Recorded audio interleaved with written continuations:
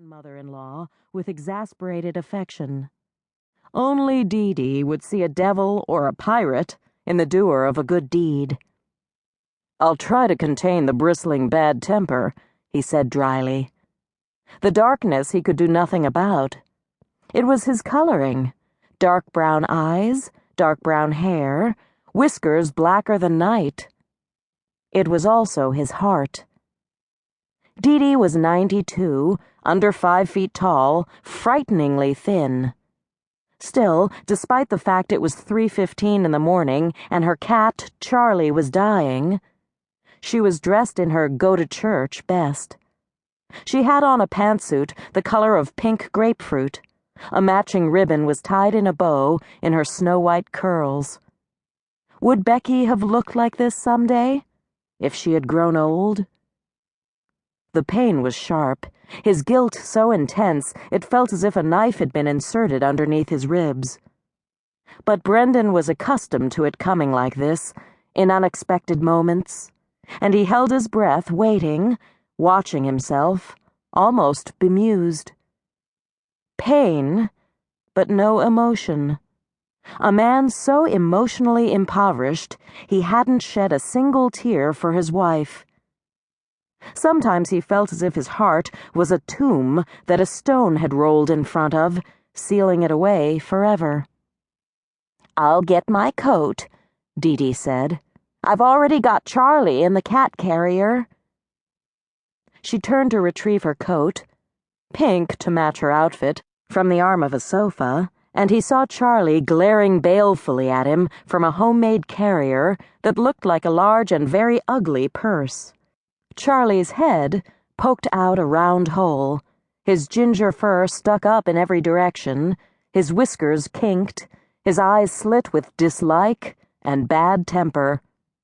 He made a feeble attempt to squeeze his gargantuan self out the tiny opening, but his quick resignation to defeat, and the raspy breathing caused by the effort, made Brendan aware that tonight was the end of the road for the ancient cranky cat. Dee turned back to him, carefully buttoning her coat around her. Brendan picked up the cat carrier with one hand and crooked his other elbow. Dee threaded her arm through his, and he nudged open the door with his knee, trying not to be impatient when the rain sluiced down his neck as she handed him a huge ring of keys. "Lock the handle and the deadbolt," she ordered, as if they were in a high-crime area of New York City. Both locks were sticky, and Brendan made a note to come by and give them a squirt of lubricant the next time he had a chance. Finally, they turned toward his car, inched down the steep stairs that took them from her front stoop to the road. When they reached the flat walkway, he tried to adjust his stride to Dee's tiny steps. He was just under 6 feet tall, his build lithe with a runner's sleekness rather than a bodybuilder's muscle, but Dee made him feel like a giant, a bristling pirate of a giant. Brendan found himself wishing she would have called one of her children to accompany her on this late-night trip to the vet's office. But for a reason he couldn't quite decipher, it certainly wasn't his graciousness. It was him she turned to when she needed anything, from a light bulb changed to her supply of liquid meal replacements restocked. Dee wasn't a nice little old lady. She was querulous, demanding, bossy, ungrateful, and totally self-centered. It had occurred to Brendan more than once that she called him because no one else would come. But Dee was his inheritance from his late wife. Becky and Dee had adored each other. For that reason alone, he came when she called.